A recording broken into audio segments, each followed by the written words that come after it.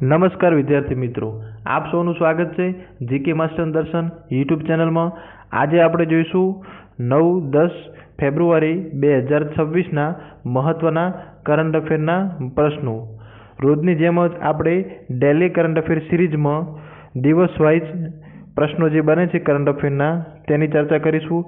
આજે આપણે 2 દિવસ 9 અને 10 તારીખના પ્રશ્નો કે આવનારી 2026-27ની પરીક્ષાઓમાં પૂછાઈ શકે છે તેવા પોલીસ કોન્સ્ટેબલ, પીએસઆઈ, સીસી અને તલાટી જીપીએસસી ફોરેસ્ટ જેવી તમામ એક્ઝામ માટે ઉપયોગી હશે તેવા મહત્વના કરંટના પ્રશ્નો આપણે જોઈશું।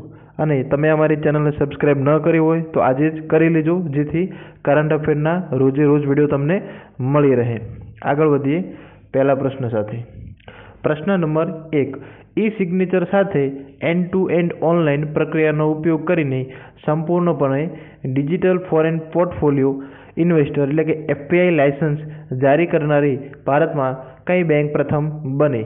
Option A State Bank of India, option B HDFC bank, option C ICICI bank કે option D Kotak Mahindra bank. તો દોસ્તો અહીં જવાબ આવશે આપણો option D Kotak Mahindra bank, જેણે આ સિદ્ધિ હાંસલ કરી છે। એફપીઆઈ લાયસન્સ જારી કરનારી ભારતની પ્રથમ બેંક બની છે। તો આપણે એ જોઈશું કે હવે આ એફપીઆઈ એ શું છે? Foreign portfolio investor. તો આનો મિનિંગ શું છે?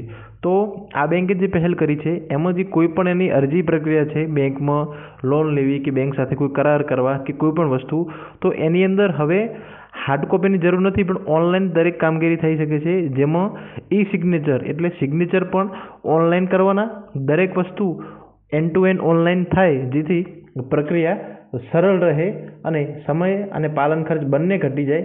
એટલે જે ફોરેનમાં જે કંપનીઓ છે કે જે લોકો છે એમને બેંક સાથે કામ કરવું છે, અથવા ભારતની અંદર જે લોકો છે એમને બેંક સાથે કોઈ બી લેવડ દેવડ કે કોઈ બી અન્ય કામ કરવા છે, તો એના માટે ઈ સિગ્નેચર અને એન્ડ ટુ એન્ડ ઓનલાઈન આ કોટક મહિન્દ્રા બેંકે લાગુ કરેલ છે। જોઈએ પ્રશ્ન નંબર 2, પશ્ચિમ ગોળાર્ધમાં સૌથી ઊંચા શિખર માઉન્ટ એકોનકાગુઆ પર સફળતાપૂર્વક ચઢાણ કરનાર અરુણાચલ પ્રદેશના ભારતીય પર્વતારોહક કોણ છે? જાણીએ। Option A Anshu Jamsenpa, option B Premlata Agrawal, option C Kabak Yano કે ઓપ્શન ડી અરુણિમા સિન્હા। તો અહીં આપણો જવાબ આવશે ઓપ્શન સી કબાગિયાનો, કે જે અરુણાચલ પ્રદેશથી બિલોંગ કરે છે। 27 વર્ષના તેઓ છે અને એમનું મિશન છે કે વર્લ્ડની અંદર આપણા જે 7 ખંડો છે એ 7 ખંડોમાંના દરેક ખંડનું જે સૌથી ઊંચું શિખર છે એને સર કરવાનું, એની ચડાઈ કરવાની, બરાબર। અને આ જે એકોનકાગુઆ છે તે હાલ દક્ષિણ અમેરિકા અને પશ્ચિમ ગોળાર્ધની અંદર જે સૌથી ઊંચું શિખર છે, ત્યાં પરિસ્થિતિ બહુ વિકટ હોય છે, ત્યાં બહુ ઊંચું છે, એનાથી કઠોર પવનો અને ઠંડીની સ્થિતિ માટે પણ જાણીતું છે। તો આ કબાગિયાનો કે જે અરુણાચલ પ્રદેશ છે તેમને આ કરી બતાવ્યું છે।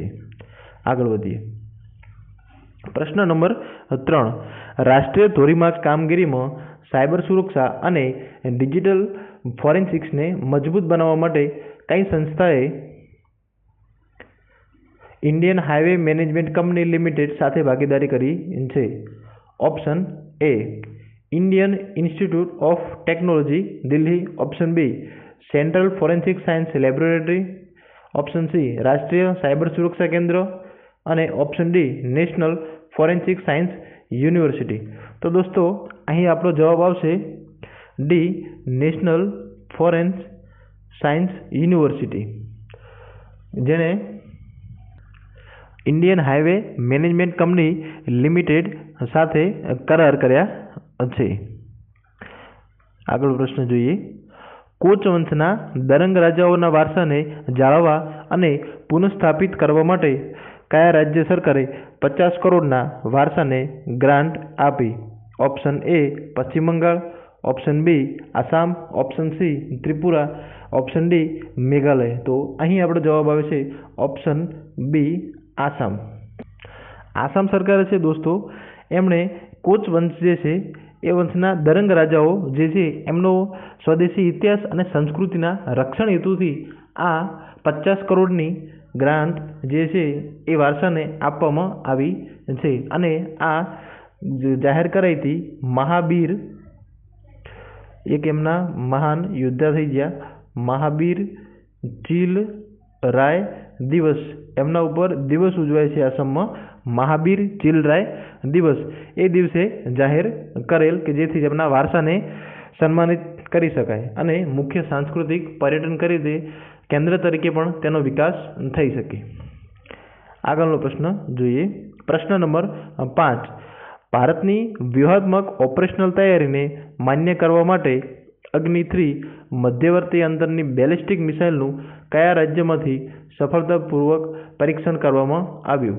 Option A Odisha, option B Andhra Pradesh, option C Tamil Nadu કે option D Tamil Nadu, option D જવાબ આવશે 5ની અંદર ઓડિશા. ઓપ્શન એ અહીં જવાબ આવશે કે જે આપણી ઓડિશાના દરિયાકાંઠે ચાંદીપુર છે ત્યાં ઇન્ટિગ્રેટેડ ટેસ્ટ રેન્જ પરથી અગ્નિ-3 મિસાઇલનું સફળતાપૂર્વક પરીક્ષણ કરવામાં આવ્યું હતું. આગળ જોઈએ. પ્રશ્ન નંબર 6. રાષ્ટ્રપતિ શાસનનો અંત નજીક આવતા શાસક ભાજપ વિધાનસભા પક્ષ દ્વારા કયા નેતાને મણિપુરના આગામી મુખ્યમંત્રી બનવા માટે પસંદ કરવામાં આવ્યા? Option A N Biren Singh, option B Okram Ibobi Singh, option C Thongam Biswajit Singh કે ડી યુમનામ ખેમચંદ સિંહ. તો અહીં આપણો જવાબ બનશે ઓપ્શન ડી યુમનામ ખેમચંદ સિંહ કે જેમને ભાજપ દ્વારા આગામી મણિપુરના મુખ્યમંત્રી એટલે કે સીએમના ચહેરા તરીકે એમને જાહેર કરવામાં આવ્યા છે. તેઓ 2 વખત ધારાસભ્ય રહેલા છે અને વિધાનસભાના સ્પીકર પણ અને કેબિનેટ મંત્રી પણ રહેલા છે. આગળ જોઈએ. પ્રશ્ન નંબર 7.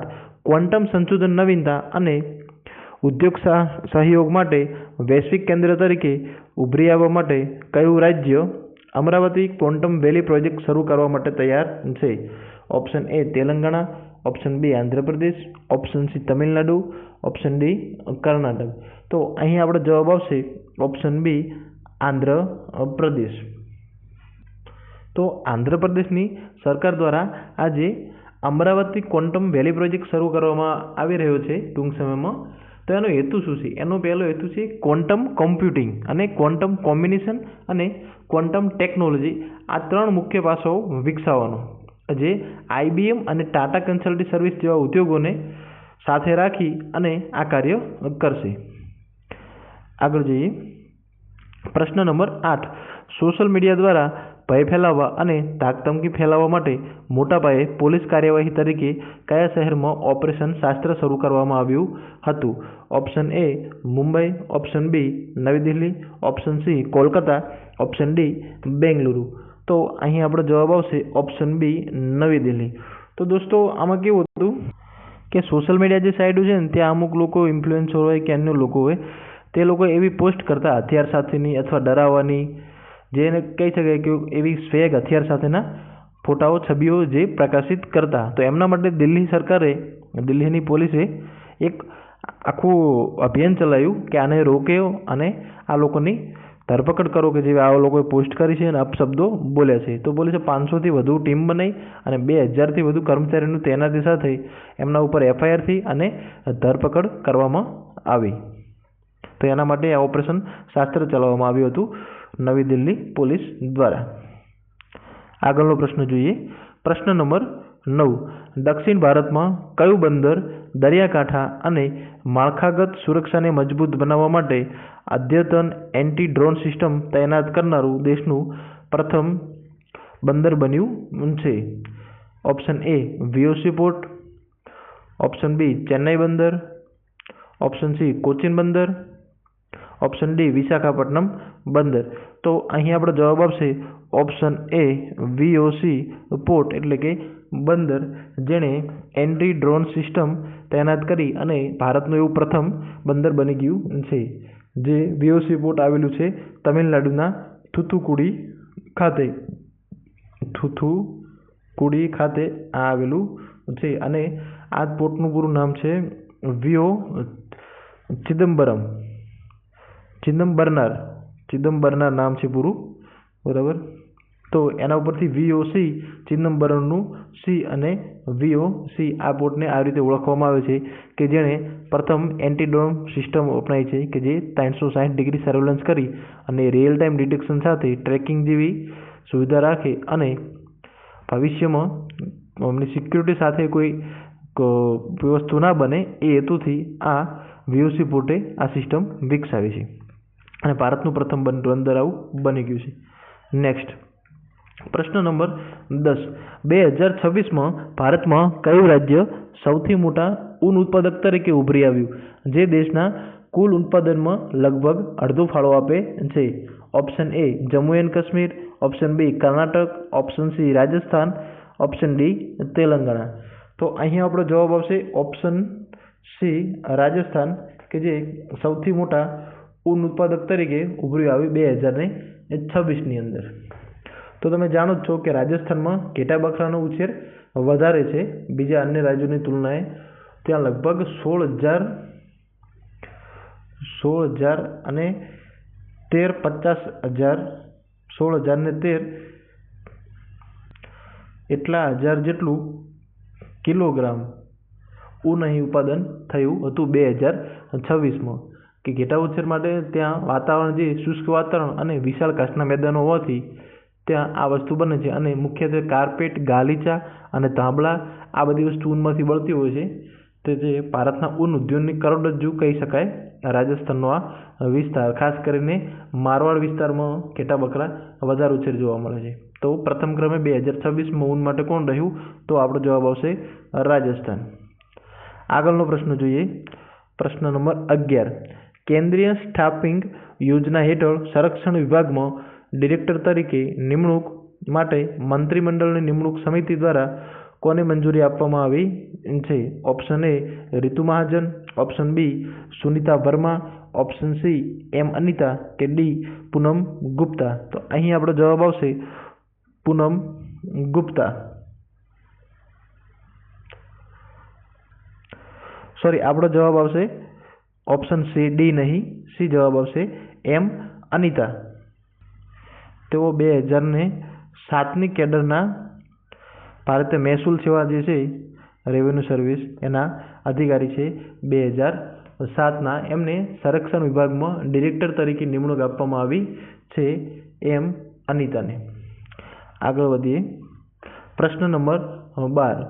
2047 સુધીમાં બધા માટે વીમો વિઝન હેઠળ રાજસ્થાનનો કયો જિલ્લો 100% વીમા કવચ પ્રાપ્ત કરનારો ભારતનો પ્રથમ જિલ્લો બન્યો છે? Option A Jaipur, B Jodhpur, C Udaipur અને ઓપ્શન D અલવર. તો અહીં આપણો જવાબ આવશે ઓપ્શન D અલવર.